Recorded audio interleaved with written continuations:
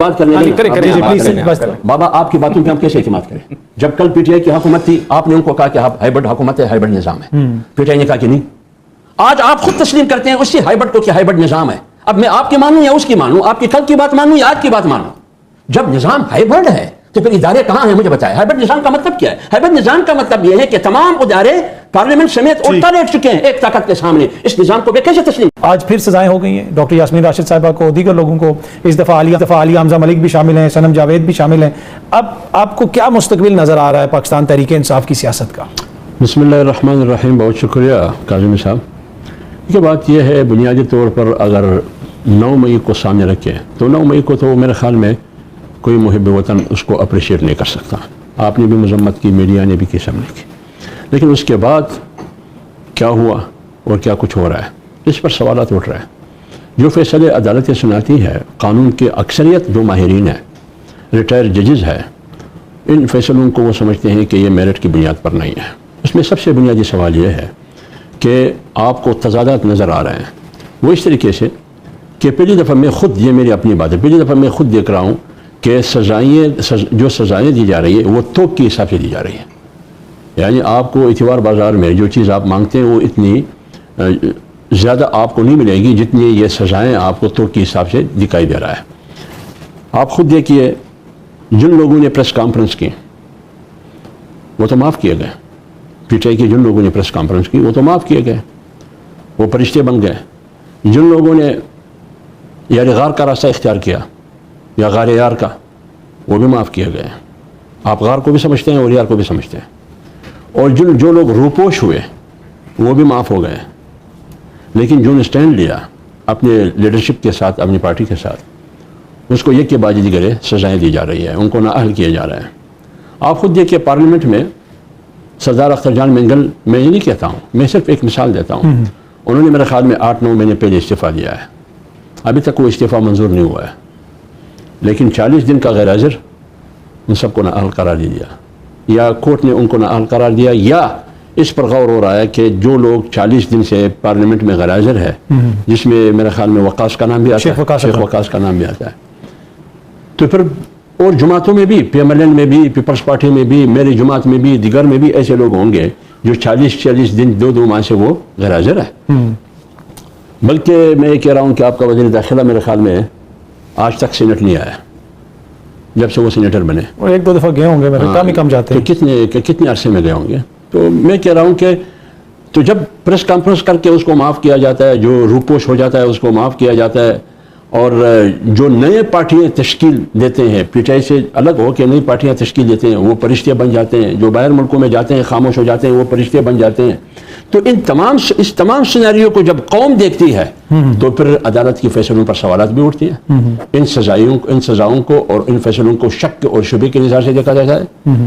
جمعیت علماء اسلام کا اس سلسلے میں موقف یہ ہے کہ ہم ہر اس سزا کو، ہر اس فیصلے کو، جس فیصلے سے سیاست اور انتقام کی بو آتی ہے، وہ جس بھی پارٹی سے ہو، جمعیت علماء اسلام اس کو شک کی نگاہ سے دیکھتی ہے اور اس کی مذمت کرتی ہے. اگر کل پی ٹی آئی کی حکومت تھی، پی ایم ایل این کی قیادت جیل میں تھی، میاں شہباز شریف، میاں نواز شریف، مریم نواز، شاہد خاقان عباسی وغیرہ وغیرہ وغیرہ، رانا ثناء اللہ صاحب، جو پی ٹی آئی کو خود آج شرمندگی ہو رہی ہے، وہ بھی ٹھیک نہیں تھا. جمعیت علماء اسلام اس وقت بھی روڈوں پر تھی. کل ان کو بھی شرمندگی ہوگی آپ سمجھتے ہیں موجودہ؟ میں یقین سے کہتا ہوں کل اس کے ساتھ اس سے بھی برا ہوگا.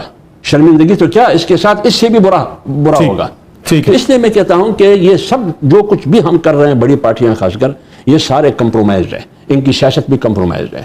یہ لے اور دے کی سیاست کر رہے ہیں، یہ اصول کی سیاست نہیں کر رہے. اچھا حافظ صاحب، پاکستان تحریک انصاف کہہ رہی ہے کہ جو ہمارے لوگوں کو نائل کر رہے ہیں ان کے حلقوں میں ہم ضمنی انتخابات میں حصہ نہیں لیں گے. کیا اس سے تحریک انصاف کو نقصان ہو سکتا ہے؟ تاثر یہی ہے کہ اگر آپ اپنی سیٹ کو چھوڑیں گے، حصہ نہیں لیں گے، تو دوسری سائٹ کو خالی میدان ملے گا.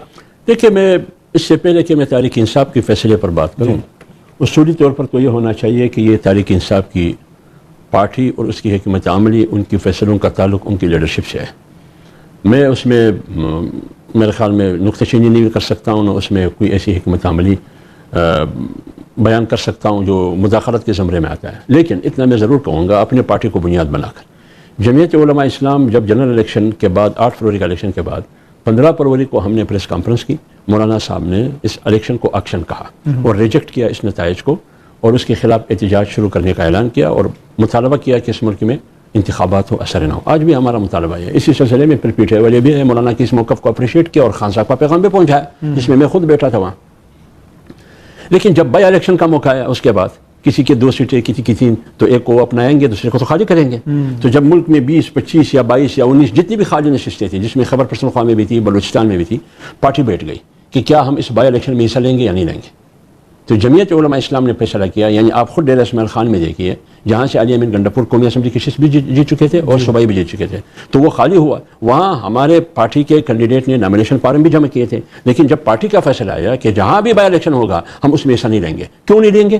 بابا سسٹم وہی ہے, الیکشن کمیشن وہی ہے. آج تو حکومت بھی ان کا ہے وفاق میں, ادارے بھی سارے ان کے انڈر ہے اور سب 1 پیج پر بھی ہے اور ہائبرڈ نظام بھی ہے, تو ہمیں تو انصاف نہیں ملے گا. تو جب نہیں ملے گا اس سے بہتر یہ ہے کہ ہم اس الیکشن سے دور رہے. تو جو فیصلہ ہم نے کیا اپنے آپ کے لیے وہ پسند کیا, تو میں کیسے کہوں کہ ان کا فیصلہ غلط ہے. اچھا, بہت ساری چیزوں پہ آپ لوگوں کی جو ہے خیالات ملتے ہیں, پر کیا وجہ ہے کہ آپ لوگ قریب نہیں آ سکے, مل کے اپوزیشن نہیں کر سکے؟ میں ایک بات عرض کر لوں, اس میں بنیادی وجہ پنجوتہ صاحب ناراض نہ ہو, اس قربت میں اس اتحاد میں بنیادی وجہ رکاوٹ جمعیت علماء اسلام نہیں تھی. اس میں رکاوٹ PTI کے اندر کچھ ایسی ذہنیت تھی, کچھ ایسے دماغ تھے جو وہ نہیں چاہتے تھے کہ جمعیت علماء اسلام اور PTI ایک ہو جائے, یعنی وہ ایک پلیٹ فارم پر کھڑے ہو کہ احتجاج شروع کرے. کچھ ایسے دماغ تھے. ایک بات یہ. دوسری بات یہ یہ بھی آپ کو معلوم ہے کہ وقتاً فوقتاً ایسے بیانات دیے جا رہے تھے جس سے یہ قربتیں سبوتاژ کرنے کی کوشش کی جا رہی تھی. یعنی ہم یہاں تک آئے کہ کل نہ پرسوں اعلان ہونا تھا کہ ہم اکٹھے ہو کے تاریخ چلائیں گے, لیکن نہیں ہوا. تو اس لیے دوسری بات یہ بدقسمتی ہے PTI کی, وہ خود بھی تسلیم کرتے ہیں کہ اس کی اصل قیادت وہ جیل میں, باہر جو ہے ادھر اتھارٹی کا تعین نہیں ہے. آپ ایک بات کرتے ہیں, بات ایک ہی ہے لیکن آپ ایک شکل میں ایک ہے. سر, ماضی میں جو لیڈر جیل میں تھے ان سے لوگوں کی ملاقاتیں بھی ہوتی تھیں. ہاں, یہ بات بھی خان صاحب سے بھی ملاقات کر سکتے ہیں. اس سے میں تسلیم کرتا ہوں کہ جو کچھ موجودہ حکومت کر رہی ہے, یعنی میں آج کس کو سن رہا تھا, علی گور کو غالباً سن رہا تھا, برسل گور کو, جو پریس کانفرنس کی, انہوں نے کہا کہ ہم گئے چیف جسٹس کے پاس, ایک ہی مطالبہ ہم نے ان سے کیا, ان کو کہا کہ ہمیں اپنی لیڈرشپ سے ملاقات کرنے دیں.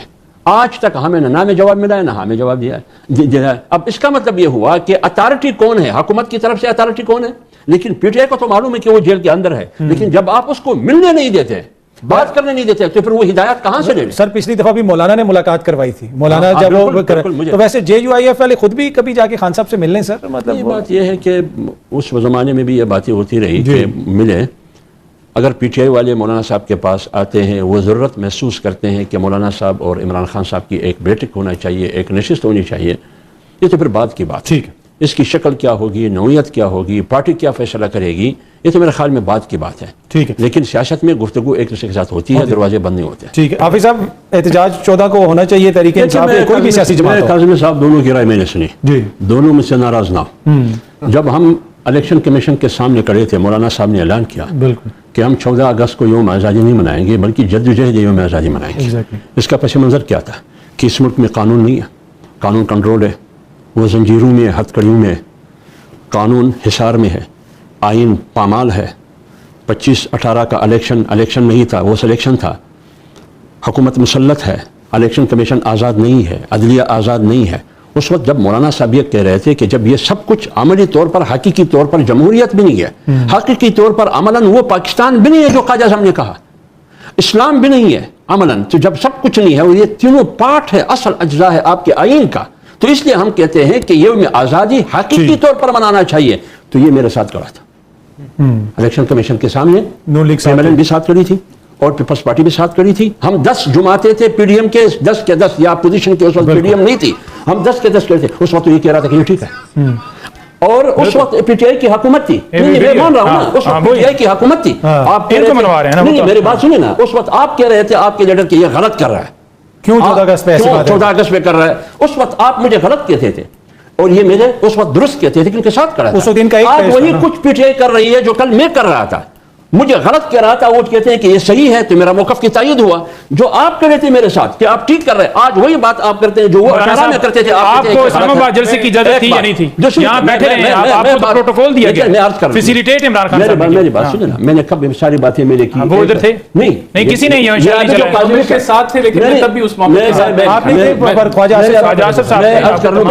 میں بھی تھا, لیکن میں سمجھتا ہوں مجھے بات کرنے دیں. بابا آپ کی باتوں پہ ہم کیسے اعتماد کریں؟ جب کل پی ٹی آئی کی حکومت تھی آپ نے ان کو کہا کہ آپ ہائبرڈ حکومت ہے، ہائبرڈ نظام ہے، پی ٹی آئی نے کہا کہ نہیں. آج آپ خود تسلیم کرتے ہیں اسی ہائبرڈ کو کہ ہائبرڈ نظام ہے. اب میں آپ کی مانوں یا اس کی مانوں، آپ کی کل کی بات مانوں یا آج کی بات مانوں؟